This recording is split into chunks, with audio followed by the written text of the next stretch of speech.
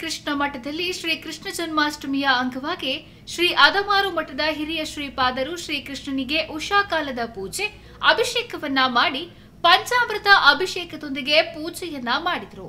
ನಂತರ ಪುತ್ತಿಗೆ ಮಠದ ಕಿರಿಯ ಶ್ರೀಪಾದರಾದ ಶ್ರೀ ಸುಶೀಂದ್ರ ತೀರ್ಥ ಶ್ರೀಪಾದರು ತೀರ್ಥ ಪೂಜೆ ಅಭಿಷೇಕ ಪೂಜೆ ಹಾಗೂ ಶ್ರೀಕೃಷ್ಣನಿಗೆ ವಿಶೇಷ ಬಾಲಕೃಷ್ಣನ ಅಲಂಕಾರವನ್ನ ಮಾಡಿ ಅಲಂಕಾರ ಪೂಜೆಯನ್ನ ಮಾಡಿದರು.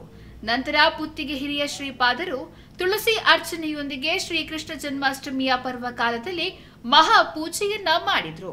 ಉಡುಪಿಯ ಶ್ರೀಕೃಷ್ಣ ಮಠದಲ್ಲಿ ಶ್ರೀಕೃಷ್ಣ ಜನ್ಮಾಷ್ಟಮಿ ಪ್ರಯುಕ್ತ ಪರ್ಯಾಯ ಶ್ರೀ ಪುತ್ತಿಗೆ ಮಠದ ಉಭಯ ಶ್ರೀಪಾದರು ಉಂಡೆಯನ್ನ ಕಟ್ಟಿದ್ರು. ಉಡುಪಿಯ ಶ್ರೀಕೃಷ್ಣ ಮಠದಲ್ಲಿ ಶ್ರೀಕೃಷ್ಣ ಜನ್ಮಾಷ್ಟಮಿಯ ಅಂಗವಾಗಿ ಪುತ್ತಿಗೆ ಶ್ರೀಪಾದರ ವಿಶೇಷ ಕಲ್ಪನೆಯಂತೆ ಕೃಷ್ಣ ಮಠದ ಮಧ್ವ ಮಠದಲ್ಲಿ ಡೋಲೋತ್ಸವ ಕಾರ್ಯಕ್ರಮವನ್ನ ಪುತ್ತಿಗೆ ಮಠದ ಹಿರಿಯ ಶ್ರೀಪಾದರು ಮತ್ತು ಭಂಡಾರಕೇರಿ ಮಠದ ಶ್ರೀಪಾದರು ಶ್ರೀಕೃಷ್ಣನನ್ನ ತೊಟ್ಟಿಲಲ್ಲಿಟ್ಟು ತೂಗುವುದರ ಮೂಲಕ ಉದ್ಘಾಟಿಸಿದರು. ನಂತರ ಪುತ್ತಿಗೆ ಶ್ರೀಪಾದರು ಪೂಜೆಯನ್ನ ಮಾಡಿ ಅನುಗ್ರಹ ಸಂದೇಶವನ್ನ ನೀಡಿದರು.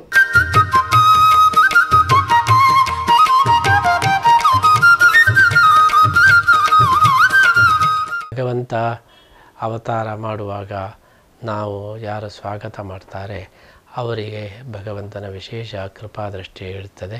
ಭಗವಂತ ಜಗತ್ತಿನ ಉದ್ಧಾರಕ್ಕೋಸ್ಕರ ಅವತಾರ ಮಾಡಿದಾಗ ಪರಿತ್ರಾಣಾಯ ಸಾಧೂನಾಂ ವಿನಾಶಾಯ ಚ ದುಷ್ಕೃತಾಂ ಧರ್ಮ ಸಂಸ್ಥಾಪನಾರ್ಥಾಯ ಸಂಭವಾಮಿ ಯುಗೆ ಯುಗೆ ಎಂಬುದಾಗಿ ಇಡೀ ಜಗತ್ತನ್ನು ಉದ್ಧಾರ ಮಾಡೋದಕ್ಕೋಸ್ಕರ ಭಗವಂತನ ಅವತಾರವಾದಾಗ ನಾವೆಲ್ಲ ಅವನಿಗೆ ಕೃತಜ್ಞತೆಯನ್ನು ಸಮರ್ಪಣೆ ಮಾಡಿದರೆ ಈ ಜಗತ್ತಿನ ಸೇವೆಯನ್ನು ಮಾಡಿದ ಭಾಗ್ಯ ಅದು ನಮಗೂ ಬರ್ತದೆ, ಆ ಪುಣ್ಯ ಬರ್ತದೆ. ಅಂತಹ ಜಗದೋದ್ಧಾರಕನ ಈ ಅವತಾರದ ಸಂದರ್ಭದಲ್ಲಿ ನಾವೆಲ್ಲರೂ ಕೂಡ ಅವನ ಒಂದು ವಿಶೇಷ ಅನುಗ್ರಹ ನಮ್ಮ ಮೇಲೆ ಇರಲಿ ಅಂತೇಳಿ ಪ್ರಾರ್ಥಿಸೋಣ. ಜಗತ್ತಿನ ಉದ್ಧಾರ ನಿರಂತರವಾಗಿ ನಡೀತಾ ಇರಲಿ ಅಂಥೇಳಿ ನಾವು ಹಾರೈಸೋಣ.